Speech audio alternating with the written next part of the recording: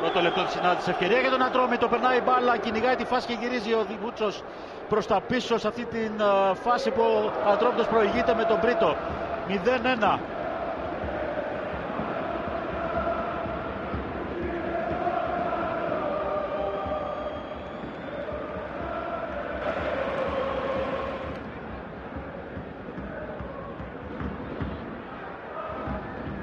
Γυρίζει η ευκαιρία εδώ. Η μπάλα καταλήγει στα δίχτυα. Το 1-1.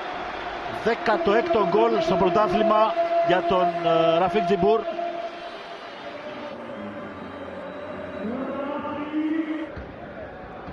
Γυρίζει εδώ την μπάλα για τον Μασάδο.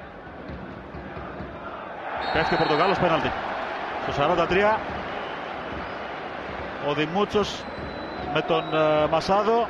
Υποπίπτει στο πέναλτι, ο Μπρίτο μάλιστα ζητάει το λόγο από το συμπαίκτη του.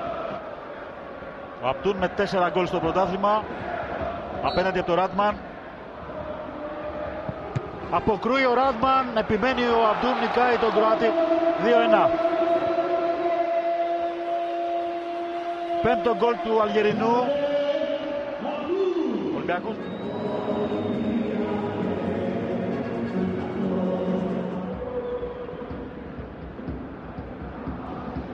Το σούτ εδώ, φανταστικό γκολ από τον Καραγκούνη στο 48 και θερμό χειροκρότημα από τους φίλους του Ολυμπιακού για αυτό το εκπληκτικό τέρμα.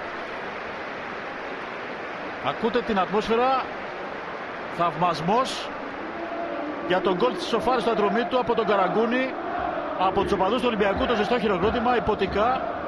Πι του Γκαρσία ψάχνει πάλι το μέσο του Ατρομήτου, περνάει αυτός. Κάνει και το σουτ, γκολ, 2-3. Στο 79ο, δύο πανέμορφα γκολ για την ομάδα του Αναστόπουλου στο δεύτερο ημίχρονο. Δίνει το προβάδισμα στην ομάδα του Περιστερίου.